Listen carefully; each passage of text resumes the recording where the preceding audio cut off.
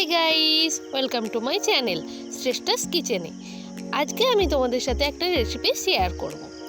তো এইটা হচ্ছে একটা বাঙালির ফেভারিট রান্না বলতে পারো। ফেভারিট কেন আমি জানি না, আর কেন বলে সেটাও তোমরা আমাকে জিজ্ঞেস করো না। তো তার জন্য প্রথমে কড়াইয়ে তেল দিয়ে 5 ফোড়ন আর শুকনো লঙ্কা দিয়ে নিচ্ছি।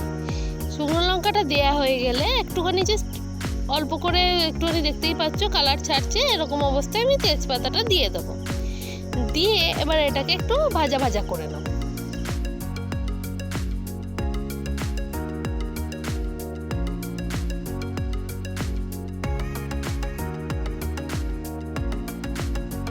ভাজা ভাজা হয়ে গেলে এবার আমি এই যে এরকম করে লম্বা করে আলু কেটে নিয়েছি, এইগুলো আস্তে আস্তে দিয়ে নেব। সব আলুগুলো দেয়া হয়ে গেলে আমি ভালো করে নাড়াচাড়া করে একটুখানি অল্প করে ভাজা ভাজা করে নেব। খুব একটা ভাজা করার দরকার নেই, অল্প করে করলেই হবে। কারণ হচ্ছে আমি আলুগুলোকে এইভাবে কেটেছি, এরপরে যখন জল দিয়ে আমি এটাকে ভাপাবো তখন একদম গলে যাবে, একদম ঘ্যাঁট হয়ে যাবে, সেটা আমার দরকার নেই। তো সেই জন্য আমি অল্প করে দিচ্ছি। এরপরে নুন আর কিছুটা হলুদ দিয়ে বেশ ভালো করে মিক্স করে নিয়ে ভাজবো।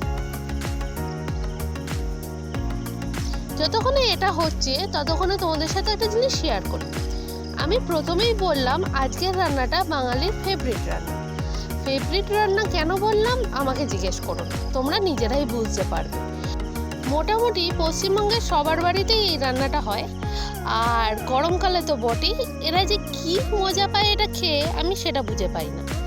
আলুগুলো নাড়াচাড়া করা হয়ে গেলে এবার দিয়ে দেবো তোমাদের মেন ইনগ্রিডিয়েন্ট, কি সজনে ডাঁটা। তো এটা এবার বাঙালির ফেভারিট খাবার কেন বললাম বুঝতে পারলে? তো এটা দিয়ে এবার ভালো করে নাড়াচাড়া করে নেবো। এটা যখন আমি বানিয়েছিলাম তখন এরকম সজনে ডাঁটাগুলো কচি কচি তখন হতো। প্রথম কথা, সজনে ডাঁটা খেতে আমার ভালো লাগে না, কার ভালো লাগে জানি না। আচ্ছা, আমার একটা তোমাদের কাছে কোশ্চেন আছে, সজনে ডাঁটা কে খায়, কারা খায়, কেন খায়, আমাকে একটু বলতে পারো? তো এরই মাঝে আমি একটুখানি জল দিয়ে নিচ্ছি। তো ততক্ষণে তোমরা ভাবো, আর উত্তরটা জানা থাকলে আমাকে অবশ্যই জানিও কমেন্টের মধ্যে। আমি তো একদমই রান্না করতে চাই না, মায়ের বকাবকিতে রান্না করেছিলাম, তো দেখতেই পাচ্ছ। তো এবার আমি এর মধ্যে অ্যাড করে দিলাম টমেটো, দিয়ে এই যে জল দিয়ে দিয়েছিলাম, এবার এটাকে আমি ভালো করে ফুটতে দেবো। ফুটে উঠলে কালারটা অনেকটা এই রকম হয়ে যাবে, ততক্ষণ আমাদের আলুটাও সেদ্ধ হয়ে গেছে। তো এবার আমি এর মধ্যে দিয়ে দিচ্ছি সর্ষে বাটা, 2 থেকে 3 চামচ মতো সর্ষে বাটা দিয়ে দেবো, আর দিয়ে ভালো করে নাড়াচাড়া করে নেবো। সর্ষেটা অবশ্যই লাস্ট মোমেন্টে একদম আমাদের তরকারিতে অ্যাড করতে হবে, কারণ সেটা না হলে সর্ষেটা তরকারিতে আগে দিয়ে ফুটিয়ে রাখলে তরকারিটা কিন্তু পুরো তেতো হয়ে যাবে, একদম খাওয়া যাবে না।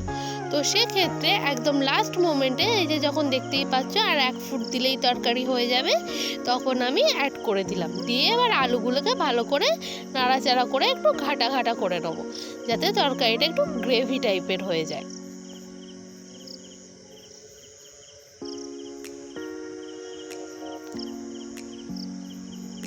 যে দেখতেই পাচ্ছ তরকারিটা কি সুন্দর ঘন হয়ে গেছে। এবার আমি এটাকে নামিয়ে নেব। আমাদের এখানে কিন্তু সজনে ডাঁটার চচ্চড়ি রেডি।